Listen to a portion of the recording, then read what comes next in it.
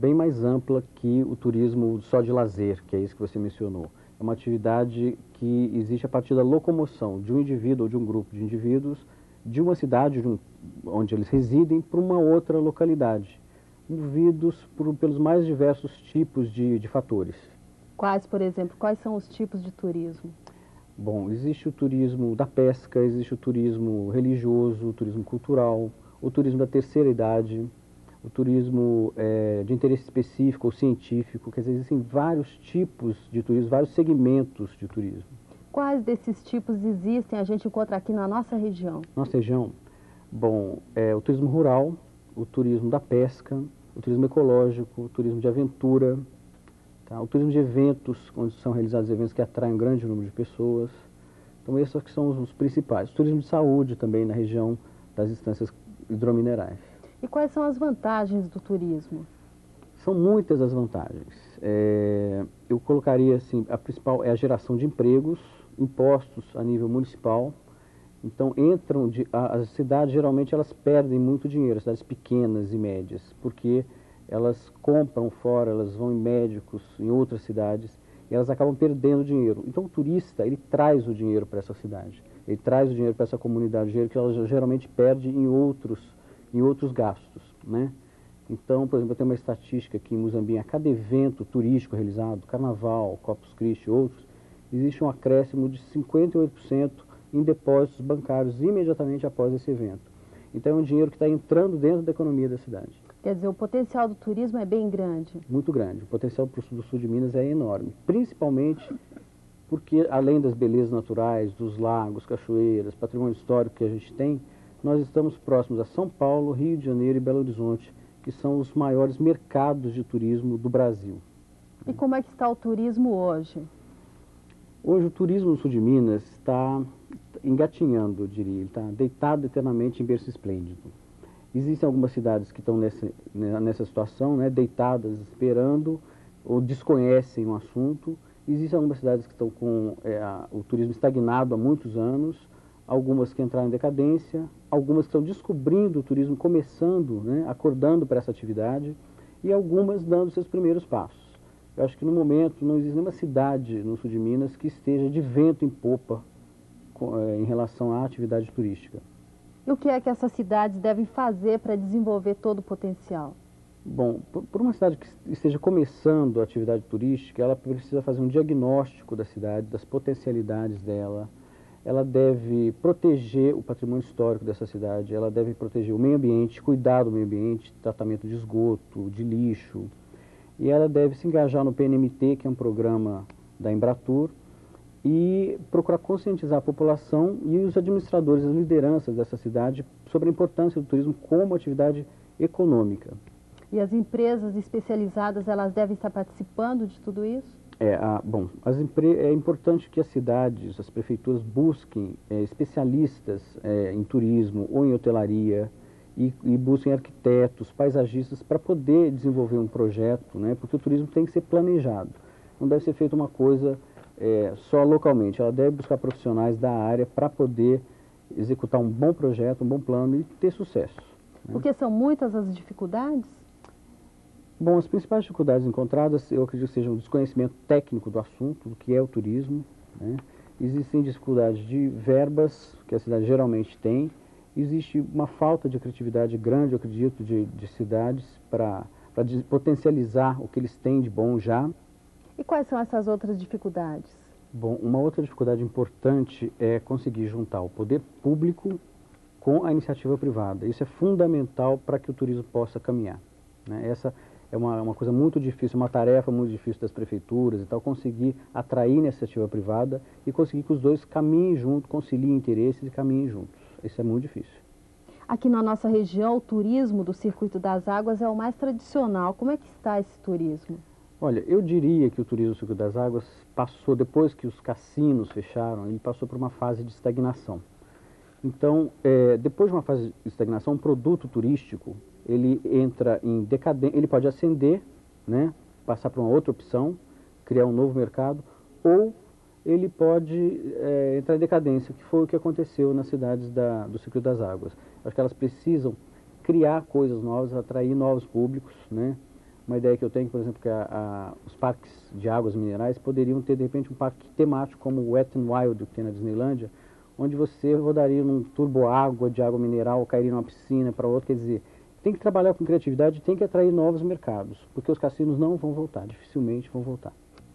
Os congressos também são uma boa alternativa para movimentar os hotéis? São uma excelente alternativa. Essas cidades, elas já têm a infraestrutura, já têm hotéis, né? Já têm seus centros de convenções. Então, eles precisam estar lotados, estar movimentados.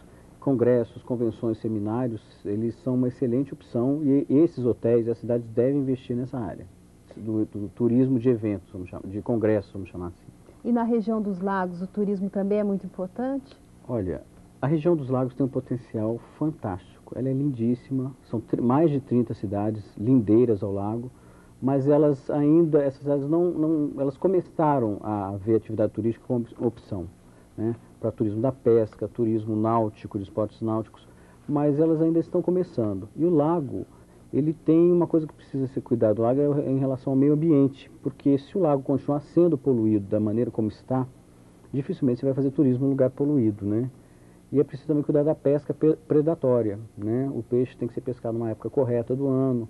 Então, o lago hoje tem um potencial fantástico, mas ele ainda não está vivendo ainda do turismo, tá? Ele está devagar. Cidades como Boa Esperança e Fama estão construindo hotéis à beira da represa. O que é preciso para que elas tenham sucesso? Primeiramente, esses hotéis têm que ser planejados de uma forma adequada, sabendo que tipo de turista eles querem atrair, né? E deve ser feito um treinamento de mão de obra e uma boa divulgação. Acredito que esses serão os 4 pontos-chave para que esses hotéis venham a obter sucesso. E há algum projeto ou programa que auxilie essas cidades nisso? Bom, em relação às cidades do lago, existe um projeto que foi desenvolvido por uma empresa espanhola de Barcelona, foi a mesma que desenvolveu o projeto de Cancún. Esse projeto foi encomendado pelo governo de Minas Gerais, pelo governo estadual, governo Azeredo.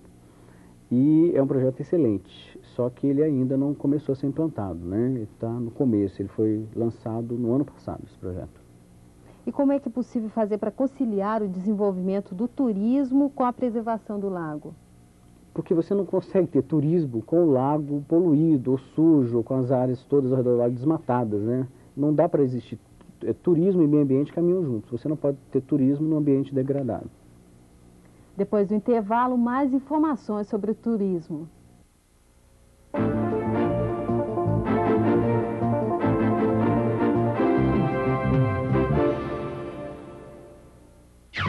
Domingo, no Fantástico, uma nova herança de Elvis Presley.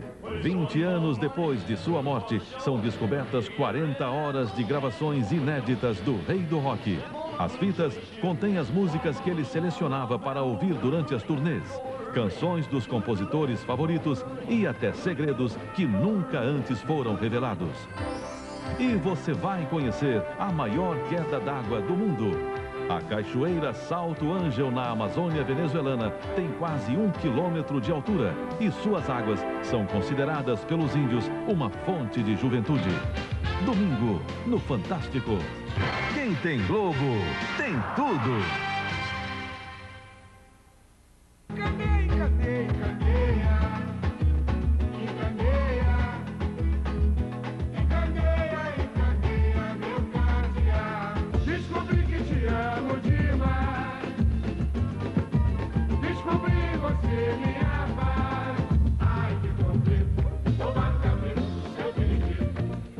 Zeca Pagodinho, 14 grandes sucessos. Em CD e cassete Globo Polydor. Aí tava um dia voltando para casa, tranquila, chovia bastante. Parei no farol, de repente apareceu um cara na minha frente, com uma arma na mão e gritava, passa o relógio, passa o relógio. E eu não dei. Aí ele se distraiu e eu peguei meu 38. Só que ele viu. Eu nunca vou esquecer. Foi dia 20 de dezembro de 93. E eu morri nesse dia.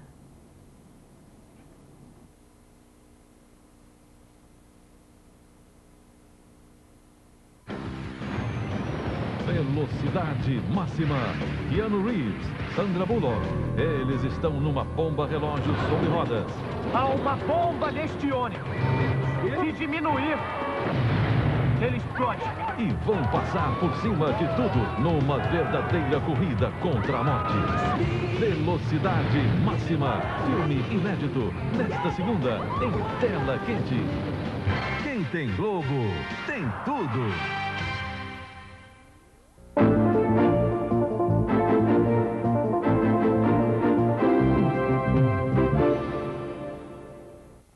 No EPTV Comunidade de hoje, nós estamos conversando com o especialista em hotelaria, Fernando Magalhães. Ele fez uma análise do turismo no sul de Minas e no bloco anterior nós estávamos falando sobre a região dos lagos. Existe algum programa do governo federal de incentivo ao turismo? Existe um programa do governo federal, que é para o país todo, e ele se chama PNMT, que é Programa Nacional de Municipalização do Turismo. Esse programa é coordenado pela Embratur, ele existe desde 1994. E o PNMT, o objetivo dele é municipalizar as ações na área de turismo. Ou seja, o próprio município vai criar seu conselho de turismo e ele é que vai levantar as suas necessidades, vai analisar seu potencial e vai investir, né? Então é uma atitude muito acertada do governo federal em passar para o município essa responsabilidade de desenvolver o turismo. Quantas cidades aqui da região fazem parte do PNT? São 39 cidades da região sul de Minas que já estão fazendo parte da PNMT, mas existem outras cidades que têm um potencial para desenvolver o turismo que ainda não fazem parte e podem vir a fazer parte futuramente. Qual é o pré-requisito para isso? O pré-requisito é o seguinte: a cidade tem que preencher um documento chamado RINTUR, ela vai entrar em contato com a Embratur e a Embratur vai enviar esse documento, que chama-se RINTUR. E ela preenche esse documento, são dados a respeito da cidade, né? E a Embratur vai avaliar o documento e vai dar pontos, né? Depende da pontuação da cidade, ela passa a receber um selo chamado Selo de Potencial Turístico. Qual o pré-requisito para fazer parte do PNMT? Bom, é necessário que a cidade interessada, ela entre em contato com a Embratur e preencha um documento chamado RINTUR. Esse documento tem várias informações a respeito do município. A Embratur vai avaliar o que foi preenchido e vai entregar um documento chamado, um diploma, um selo de cidade com potencial turístico. É esse selo aqui. Então, a cidade de Muzambinho já recebeu esse selo em 95. A partir do momento que a cidade está engajada no PNMT, é publicado em diário oficial isso, e a cidade passa a ter benefícios em termos de orientação técnica de como desenvolver o seu projeto local e também linhas de crédito especiais para a iniciativa privada. E é difícil conseguir esse crédito? Olha, para cidades aqui do interior de Minas, o BDMG ele exige que tenham vários empreendedores ao mesmo tempo, como se fosse um pool. Então, Muzambinho fez um pool de pessoas, empresas interessadas em abrir hotéis, pousadas, reformar hotéis, porque são vários itens que são beneficiados. Mas o BDMG, no caso específico de Muzambinho, não deu nenhuma resposta para a cidade de Muzambinho. Os empresários de lá não tiveram nem resposta do BDMG. Eu não sei se foi um caso, uma exceção, ou se a linha de crédito é realmente difícil mesmo. E para os hoteleiros, existe algum incentivo? Existe esse incentivo, que é a linha de crédito do BNDES, através do BDMG, e, no caso, nós resolvemos criar em Muzambinho uma lei de incentivo às empresas hoteleiras e restaurantes, então com isenção de IPTU e taxas, para que eles possam melhorar, ampliar os seus hotéis. Então, no caso, é uma lei local nossa, mas existe a lei federal, que é através do BNDES.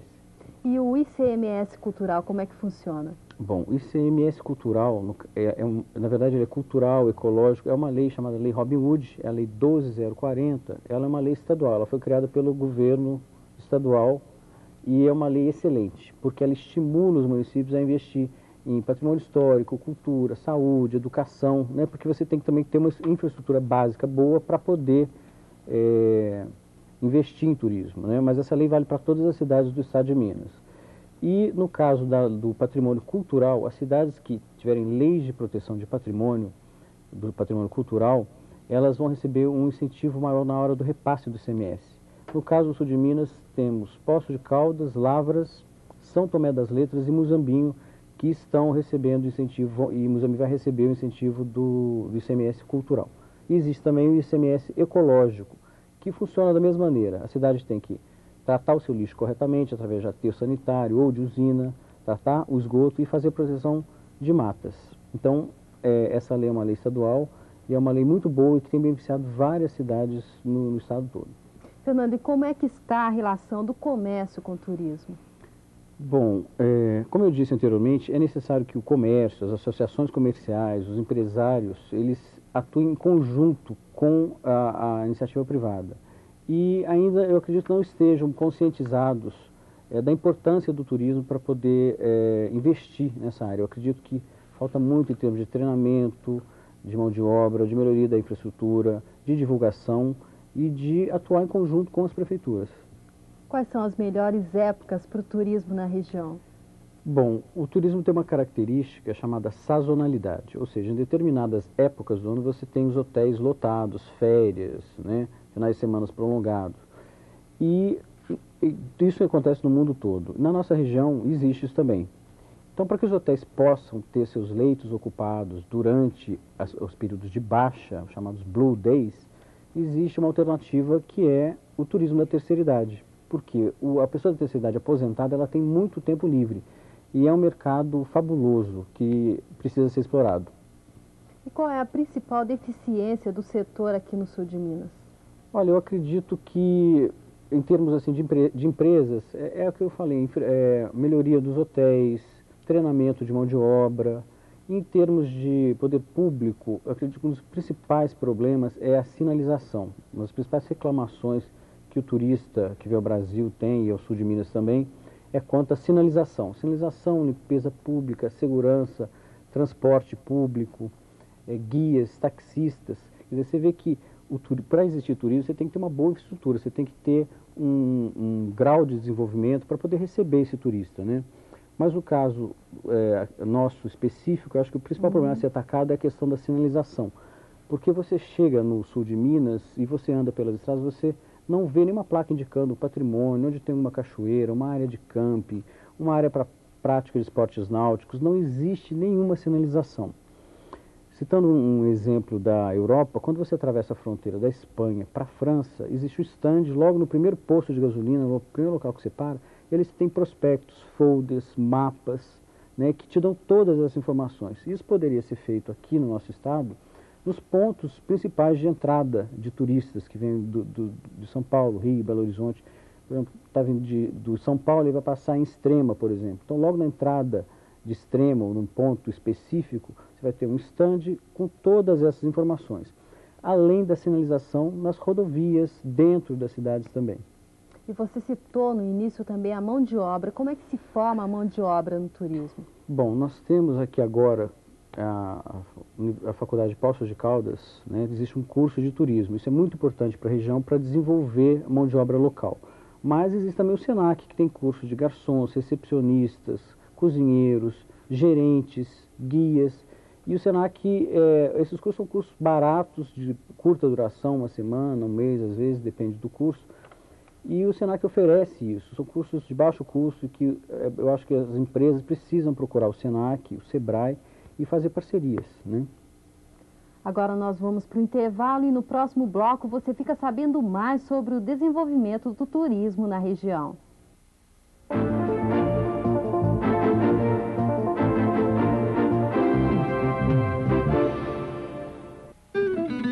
Neste domingo, no Globo Rural.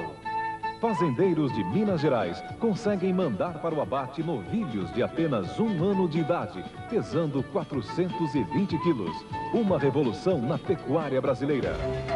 E no Pará, novas técnicas permitem a exploração de riquezas naturais da Amazônia, garantindo ao mesmo tempo a preservação da floresta.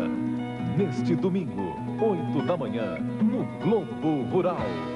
Quem tem Globo, tem tudo. Senhor Prefeito, o governo prorrogou o prazo para a prestação de contas dos recursos da merenda escolar. Um dos melhores ingredientes para a boa qualidade do ensino. Mas fique atento, a merenda do seu município depende do acerto de contas. Não deixe faltar. Se tem aula, tem que ter merenda.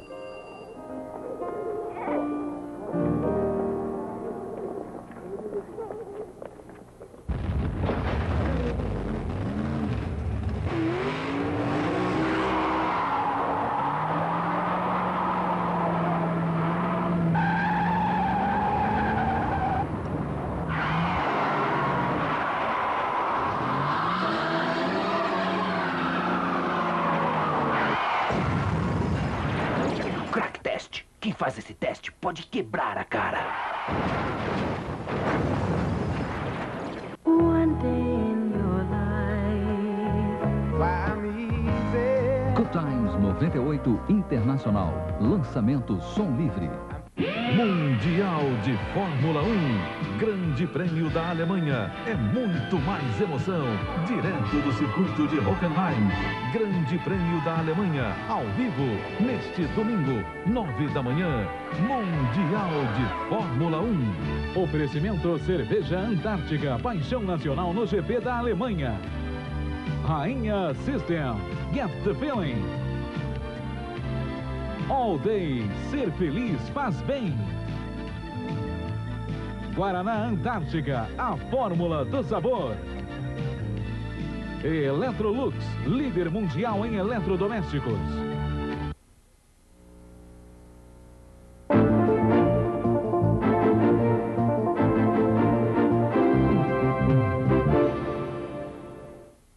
O desenvolvimento do turismo é o assunto do EPTV Comunidade de hoje. Nosso entrevistado é o especialista em hotelaria Fernando Magalhães. No primeiro bloco, nós falamos das várias modalidades de turismo. Agora vamos ser mais específicos e falar do turismo rural. Qual é o potencial desse turismo aqui na região? Bom, o turismo rural tem um grande potencial aqui na região porque a infraestrutura desse turismo já existe, quer dizer, são as fazendas. O turismo rural é aquele turismo em que o visitante ele busca a vida em fazendas, chácaras. Ele quer conhecer como é que tira o leite, como é que planta o milho, faz pamonha, como é que é a colheita do café, andar a cavalo, quer dizer, tudo isso as fazendas e chácaras já têm. Então ele não vai exigir muito investimento, né? O que o fazendeiro ou o sitiante que queira atrair esse tipo de turista deve fazer é colocar um anúncio em jornal. Muitos jornais fazem esses anúncios gratuitamente. Então o turismo rural, ele é uma alternativa para o agricultor, para o fazendeiro poder, uma alternativa econômica muito importante e que é pouco explorada aqui na região. E quais são os pontos mais importantes de um hotel fazenda? Bom, um hotel fazenda já é diferente do turismo rural, que o turismo rural ele vai ser uma fazenda como ela está. Um hotel fazenda já ele tem que ter apartamento, chalés, piscina, oferecer várias atividades de lazer, ter recreacionistas, quer dizer, ele é diferente do turismo rural. Existe uma certa confusão entre hotel fazenda e turismo rural. O turismo rural, ele é a fazenda ou a chácara exatamente como ela é. O hotel fazenda seria um turismo rural mais elaborado? É mais elaborado, mais empresarial, digamos assim. E os pesqueiros, como é que se encaixam? Já são uma mania? Os pesqueiros, pois é, antigamente você para pescar, quer dizer, você tinha que ir até o Pantanal Mato Grossense, né? Hoje a região dos lagos tem um potencial interessante para pesca, mas hoje eu posso, por exemplo, estar em Muzambinho e sair para pescar um peixe típico do Pantanal num pesqueiro fica a 2 quilômetros da cidade, né? Então essa tendência é espalhar e crescer, e o mercado da pesca no Brasil está crescendo muito. E as cidades podem criar outras opções de turismo? Não só podem, como devem, né? Porque para a cidade poder atrair turistas, ela tem que ter uma atração-chave, pelo menos. Ela tem suas várias atrações pequenas, cachoeira e tal, mas ela tem que ter uma atração-chave. Então, antigamente, você precisaria ter, por exemplo, o Pão de Açúcar ou as cataratas do Iguaçu muito próximo para você poder se transformar numa cidade turística e atrair visitantes. Hoje você constrói. Um exemplo disso é o Parque Beto Carreiro World, que foi construído na cidade da Penha, em Santa Catarina. A cidade hoje triplicou a população, enriqueceu, né? Mas as nossas cidades podem atrair parques temáticos ou construir. Por exemplo, se a prefeitura for construir um novo prédio, tá, ele pode contratar um arquiteto, ela pode fazer, existe em Alpinópolis um parque temático ligado a cenas da Bíblia, né? Mas o que a cidade for construir, ela precisa construir bem feito. Não adianta fazer uma coisa mais ou menos, né? O projeto tem que ser bem elaborado e tem que ser um investimento feito com muito planejamento e com especialistas na área. Existem empresas especialistas, por exemplo, em parques temáticos. E o patrimônio histórico das nossas cidades ainda atrai o turista? O patrimônio histórico é muito importante. Nós temos, no final do século passado, década de 20, muita coisa, né, na região.